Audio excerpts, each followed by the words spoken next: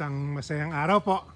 Ito namang ating mga palakihin ang ating silipin ng malapitan.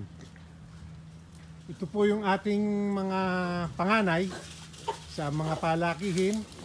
Nandito po sila sa 2A. 38 heads po. Ito po yung unang design namin ng kanilang inuman. Walang bakal, malapad ang pagkakagawa. Ang naging problema po namin dito, pinapaliguan nila, lagi po ang palit natin ng tubig. Kaya nga po yung bagong dinesign namin, mas maliit na lang, mas makitid, kasi po hindi naman sila sabay-sabay na nainom, kaya okay na yung mas maliit na painuman.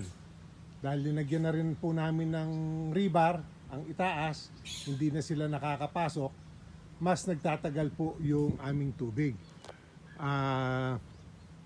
Kahit na minsan lang po sa maghapon ang pagpapalit.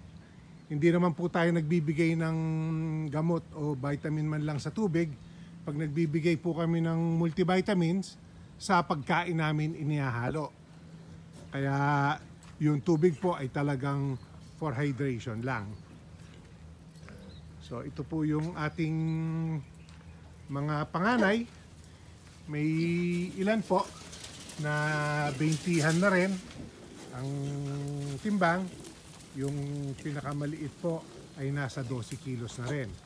Kaya come late October, early November, pwede na po ulit tayong maghatid ng mga litsunin kay Ka-Farmer Engel. So ito po yung ating pakainan rin na dating design. Mas mababa po siya, kaya madalas pong magdumi ang pagkain, hindi po tulad ng mataas na nating ginawang pakainan ngayon. So dalawa po ang option namin dito. Ang isa ay taasan ng mga 3 inches itong ating labi. So ang pinakasolusyon po doon, kung yun ang gagawin natin, magbabarena po kami, maglalagay tayo ng mga concrete nail dyan, lalagyan po ng alambre, pagkatapos po ay papatungan namin ng simento para po mas tumaas siya at hopefully ay hindi magdumi. Ang pangalawa pong option ay simentuhan itong labas. Siguro po mga 2 feet ang lapad ng ating ifo-flooring dito para mas malinis po yung area na tabi ng kanilang kainan. Ang maaaring maging setback lang po nung ating pinaplanong yon na lagyan ng flooring ay baka bungkalin ng ating mga baboy. So mag-experiment po tayo ng isang pen na sisimentohan yung labas at yung isang pen naman po ay baka magtaas kami ng labi ng ating pakainan.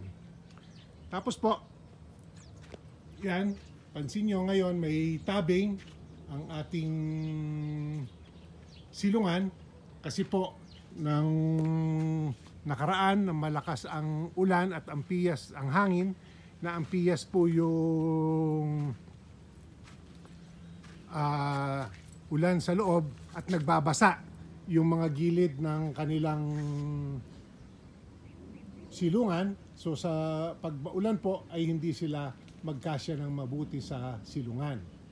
Kaya yan po, itong pangatlong kulungan, kung nasan po ang ating mga bunso na 40 heads, ay nagtambak pa po kami ng buhangin sa loob dahil na hukay na rin po nila at nag-iipon po yung tubig na natulo sa yero at nag-aampyas nga po. So ang maintenance po ng ating mga kulungan ay pagtuloy-tuloy. Obserbahan nyo po pag nagawa na ang mga pen kung ano pa ang kakailanganin para mas maayos natin.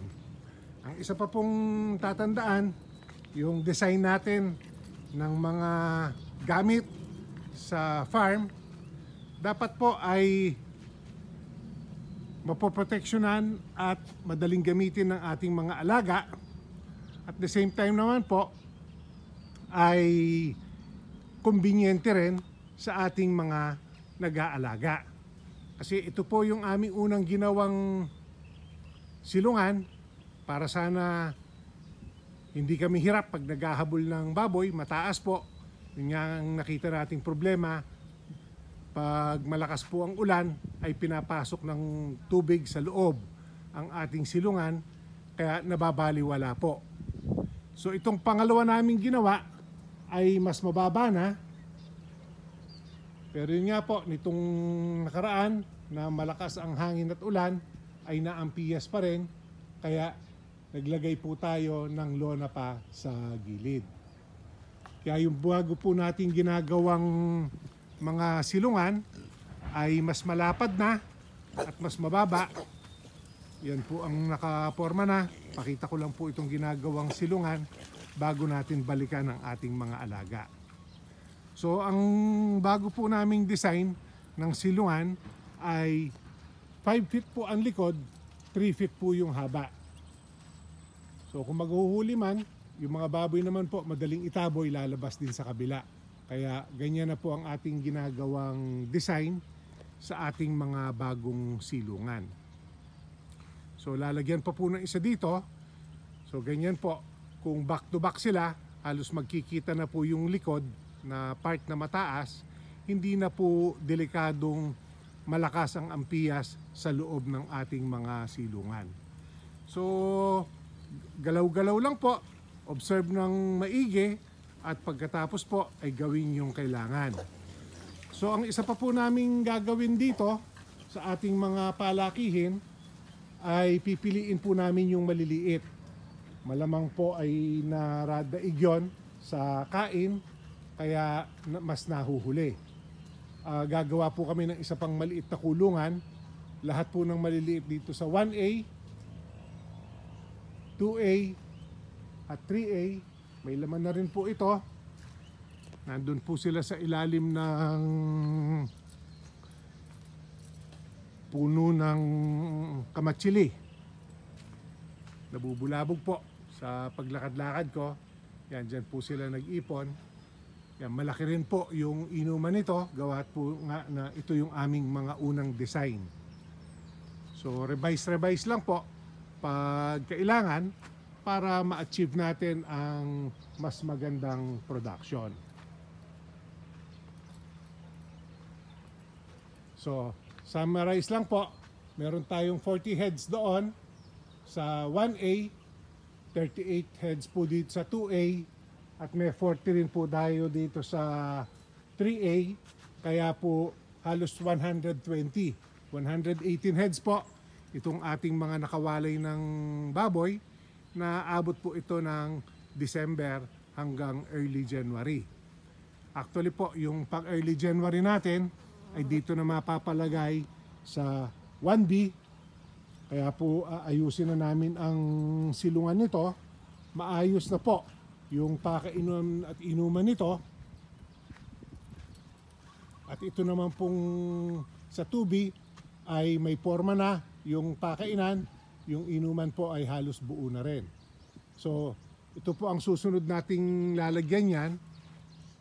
Itong 1B, tapos po itong 2B.